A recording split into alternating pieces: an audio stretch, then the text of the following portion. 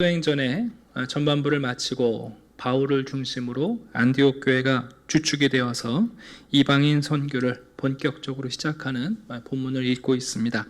13장 1절과 3절을 통해서 지난주에 우리는 성령께서 말씀하실 수밖에 없는 교회, 그리고 성령의 음성을 오해할 수 없는 교회, 그 안디옥 교회가 어떻게 그 성령의 음성에 순종해서 바나바와 바울을 따로 세워 선교사로 파송했는지를 살펴봤습니다.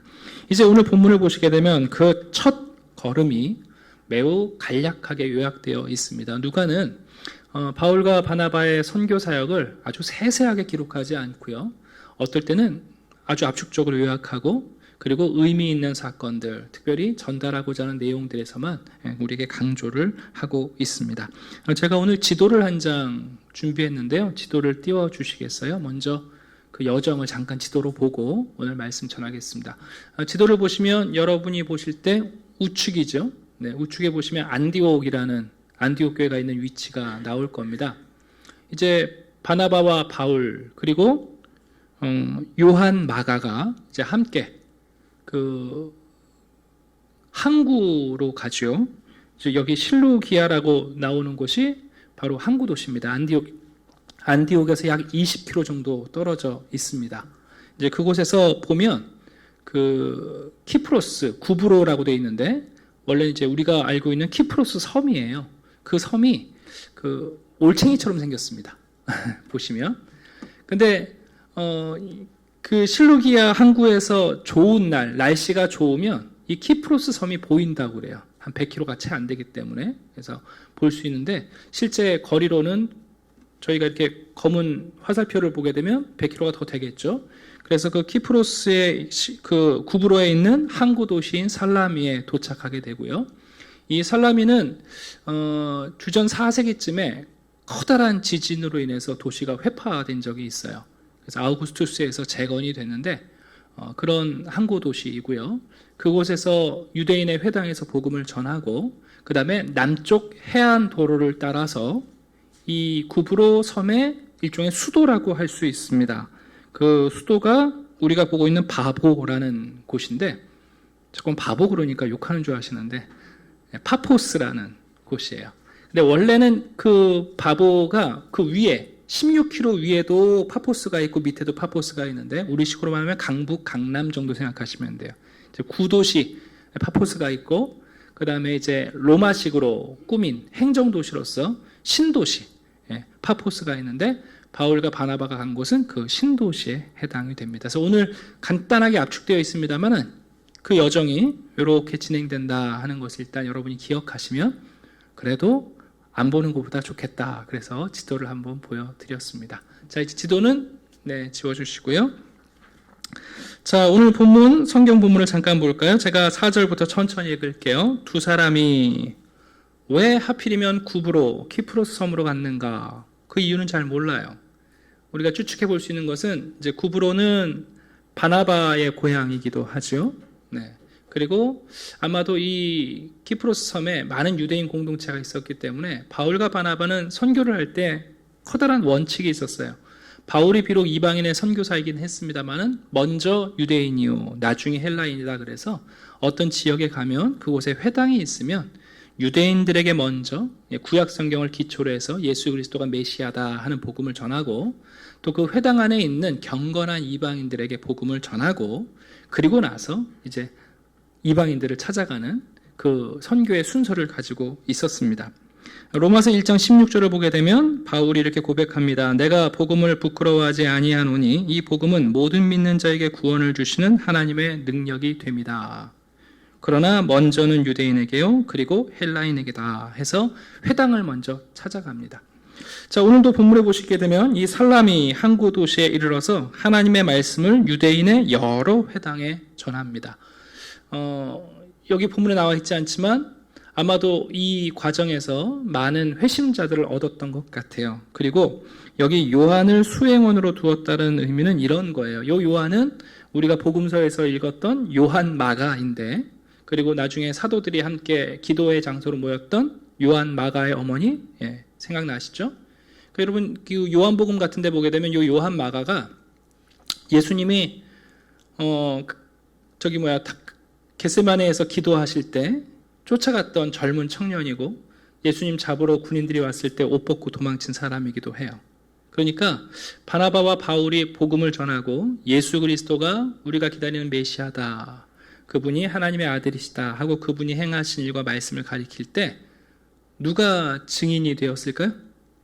요한 마가가 그 전하는 메시지의 생생한 증인이 됐을 거 아니에요? 그 겟세마네 기도회에서 있었던 사람이다. 그래서 요한 마가가 이 선교를 돕고 있고요.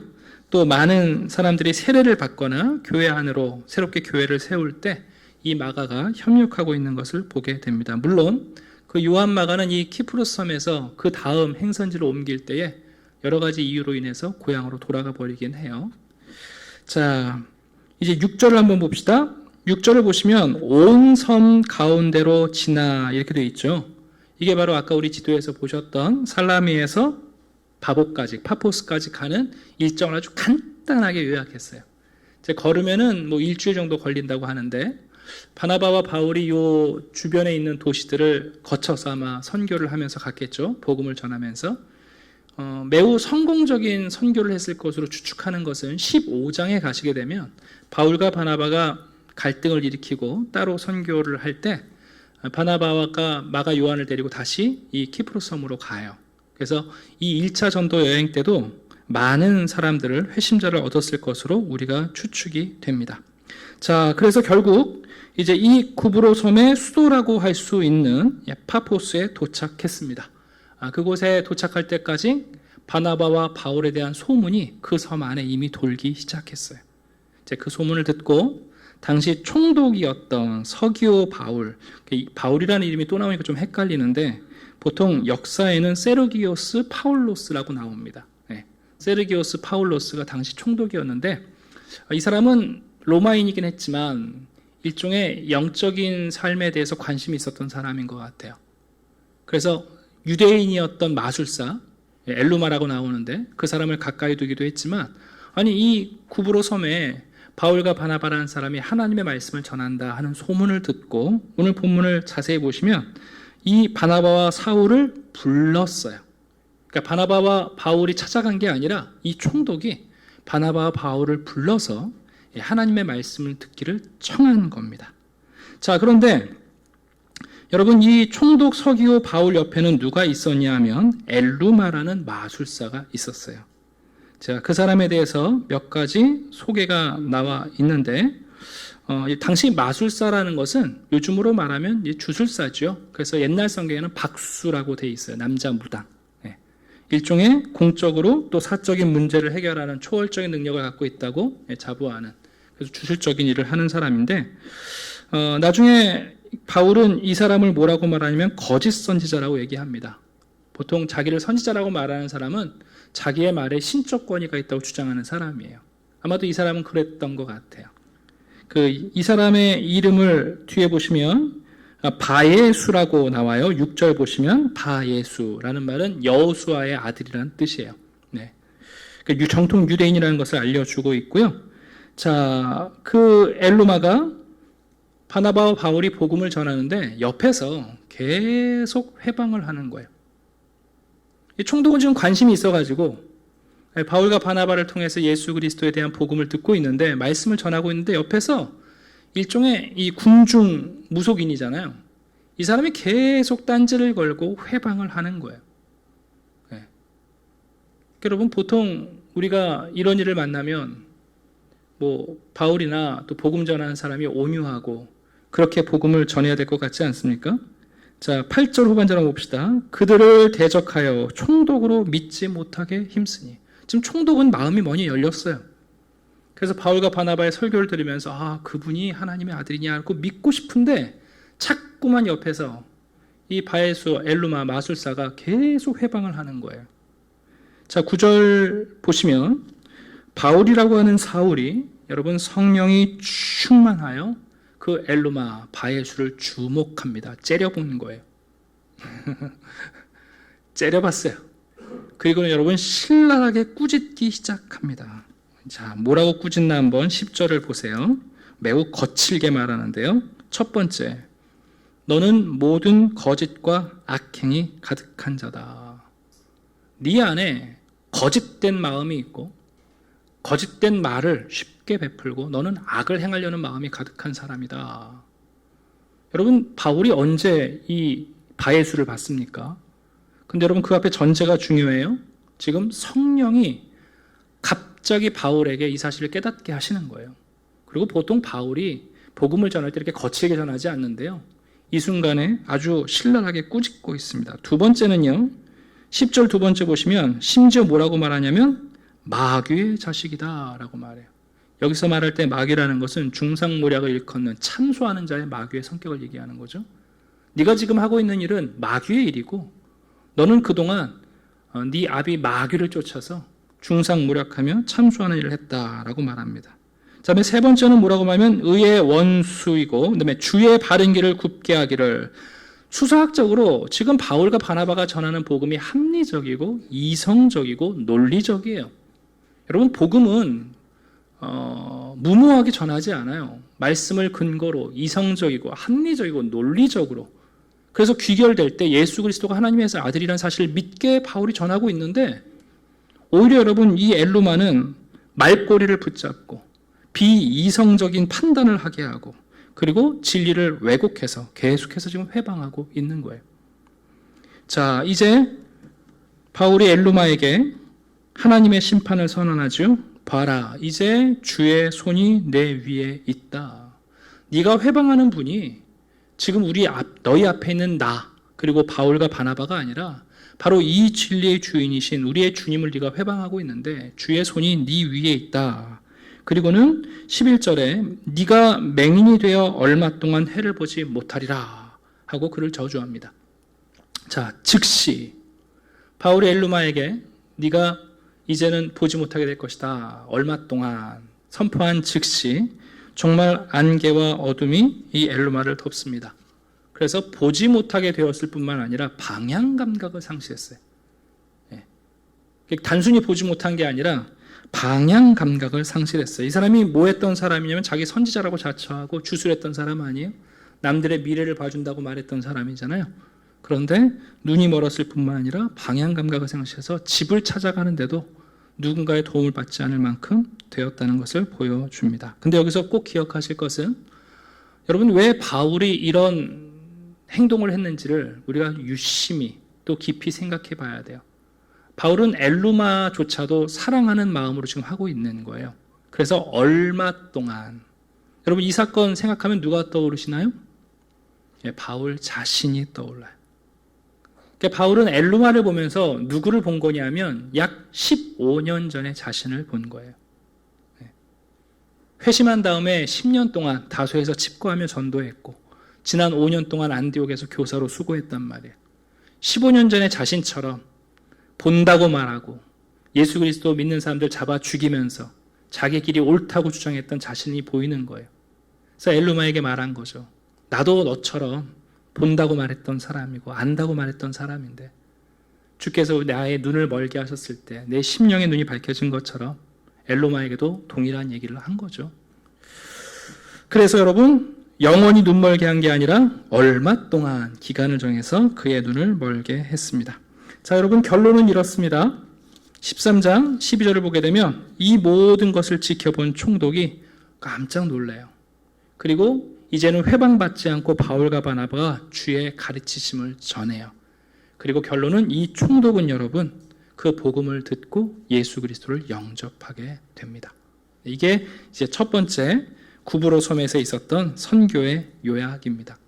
오늘 이 본문을 통해서 세 가지 정도 말씀을 드리고 마치려고 하는데, 첫 번째는 뭐냐면 오늘 본문을 보시면 여러분 선교의 구심점이 누구에게 있는가? 바로 성령에게 있다는 사실을 또다시 강조하세요. 4절, 두 사람이 성령의 보내심을 받아.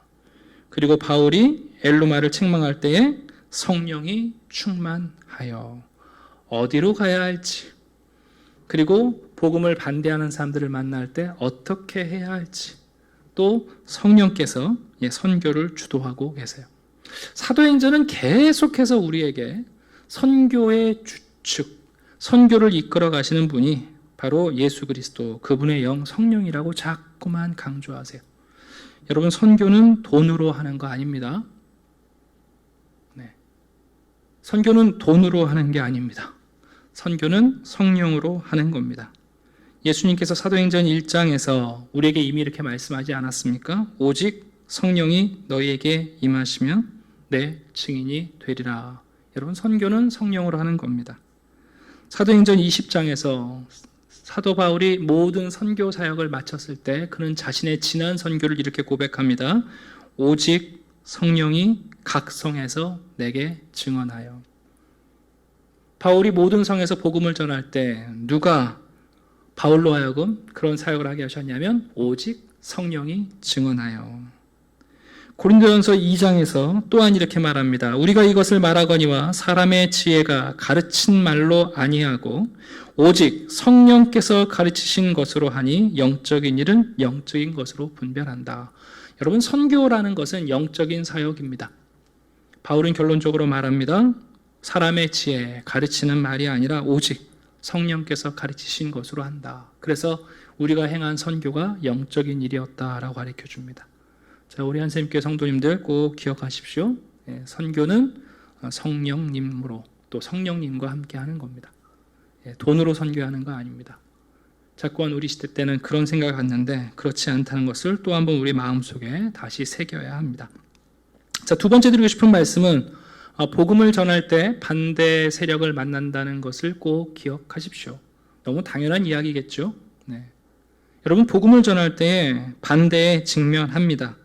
거절감을 마주합니다.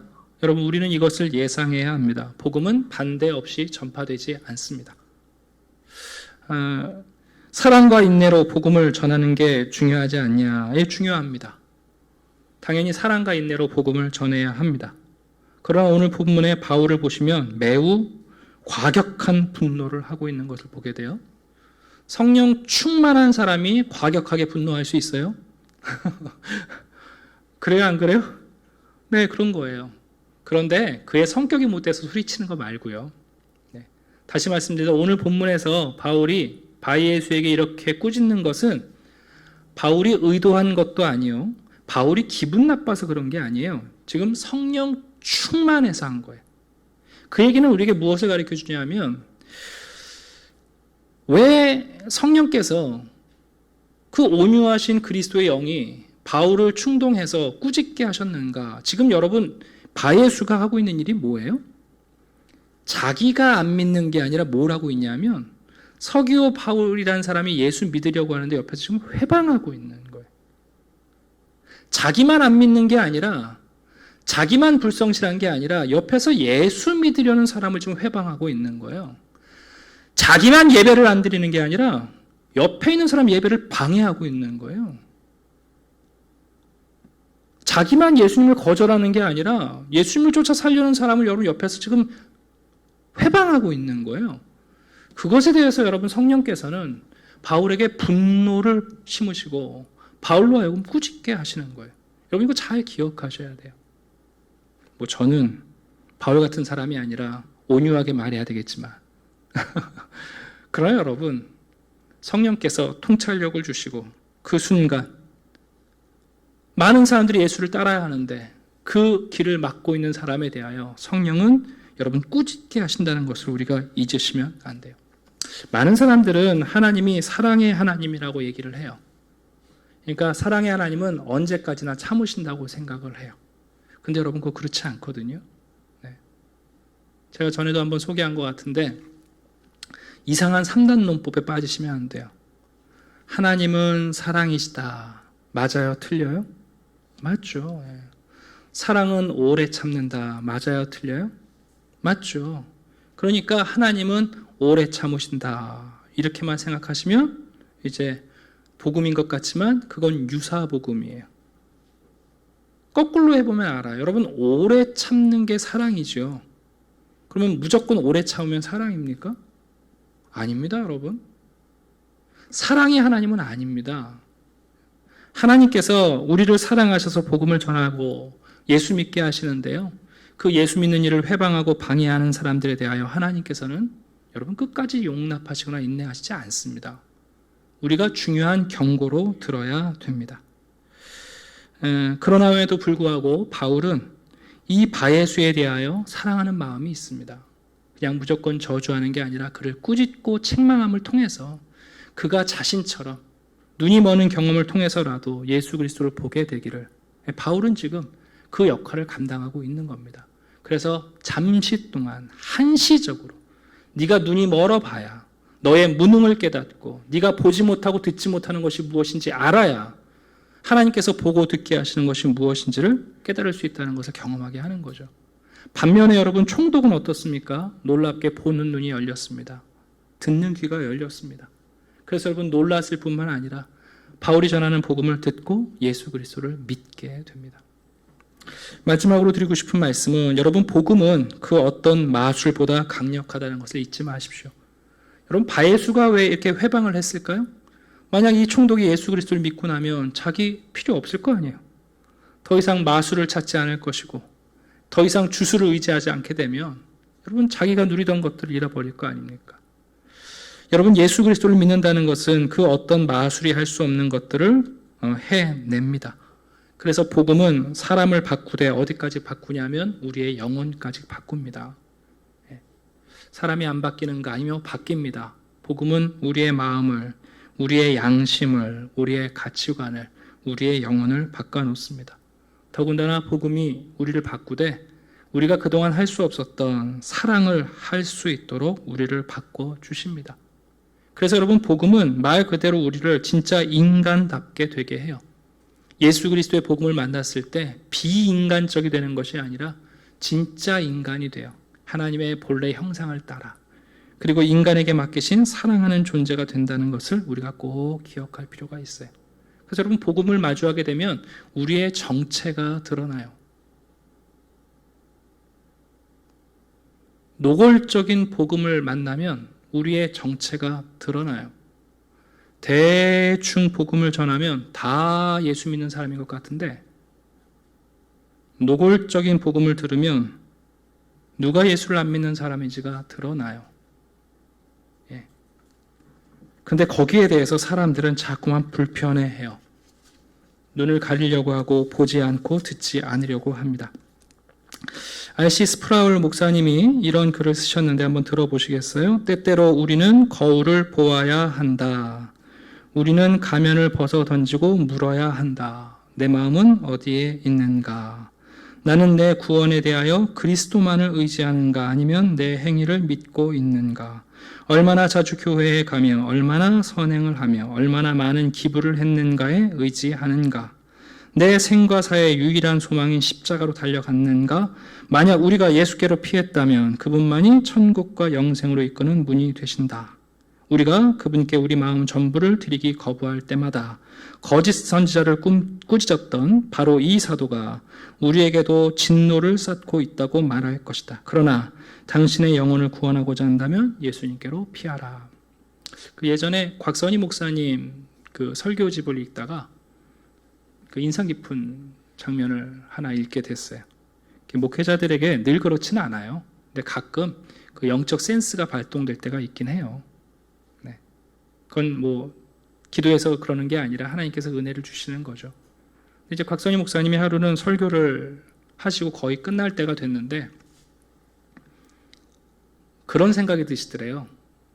오늘 이 예배, 이 설교가 마지막인 성도가 있으면 어떡하나 하는 생각이 드신 거예요.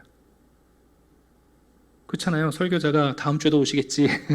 이게 이렇게 늘 생각하고 뭐 성도들에게 복음을 설교를 하는데 혹시 오늘 이 자리가 마지막인 사람이 있으면 어떡하나 그 생각이 드셔가지고 설교를 마치시고 나서 간단하게 복음을 요약하셨대요. 여러분, 우리 죄인입니다. 죄에 대하여 결과는 사망이고 죽음 이후에 여러분 지옥이 있습니다. 참 이상한 건 이 땅에서 지옥을 경험하지 않는 사람은 내세에 지옥이 없을 거라고 생각해요. 반대로 이 땅에서 지옥을 경험하는 사람들은 내세에 지옥이 있다는 것을 여러분 부정하지 않아요. 여러분, 우리가 어떻게 그 우리의 영혼의 문제를 해결할 수 있습니까?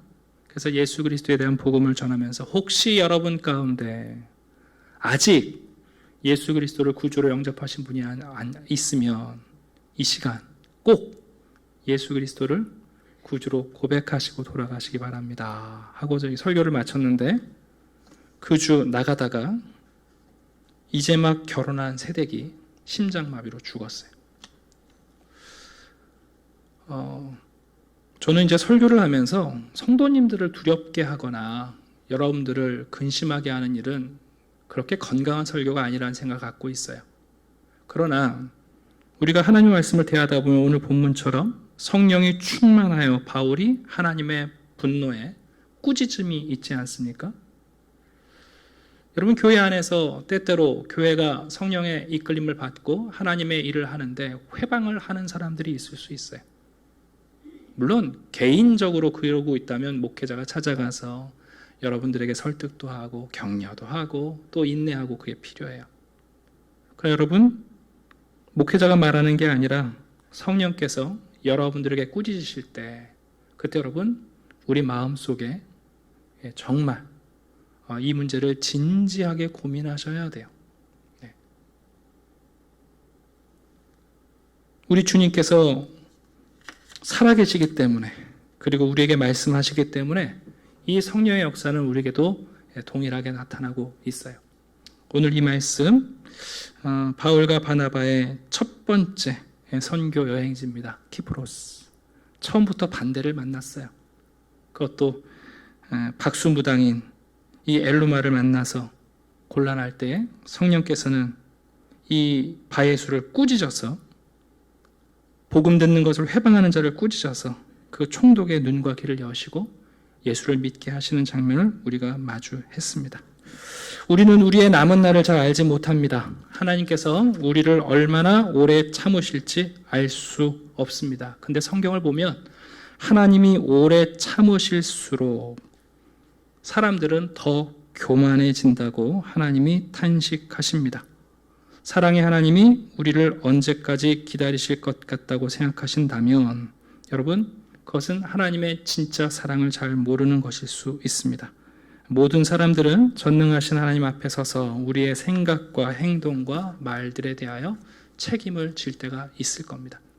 오늘도 여러분 안에 선포되는 예수 그리스도의 복음을 다시 한번 굳게 붙잡으시고, 혹 우리의 작은 행동과 우리의 거친 행동들이 예수 그리스도를 따르는 사람들을 회방하고 있지 않은가 성령의 음성을 듣고, 교회가 우리에게 요구하시는 성령으로 시작하고 성령 충만한 가운데 지속되어야 할 선교 사역에 동행하는 분들이 되기를 주님의 이름으로 축원합니다. 기도하겠습니다. 아버지 하나님, 감사합니다. 하나님께서 세상을 사랑하셔서 그 복음을 들고 바울과 바나바를 구별하여 이제 아름다운 발들이 되어 그 발걸음들을 통하여 영혼들을 건져주시니 감사합니다. 성령으로 선교하고 성령 충만한 사역을 감당하되 복음이 전해지는 곳마다 반드시 반대가 있겠지만 인내와 사랑으로 전하되 주의 성령께서 우리를 꾸짖어 주시고, 그리고 마술보다 강력한 복음의 능력으로 우리들의 삶으로 보는 귀, 듣는 귀가 열려 그 예수 그리스도의 복음을 분명히 보며 그 주님을 따라가는 복된 교회가 되게 해 주시옵소서. 아버지 하나님, 우리의 남은 날이 얼마나 될지 아무도 알지 못합니다. 미루지 않게 하시고 가볍게 여기지 않게 하시고 예수 안에서 우리의 삶을 진지하게 대하는 깨어있는 성도들이 되게 해 주시옵소서. 감사드리며 예수 그리스도 이름으로 기도드립니다. 아멘.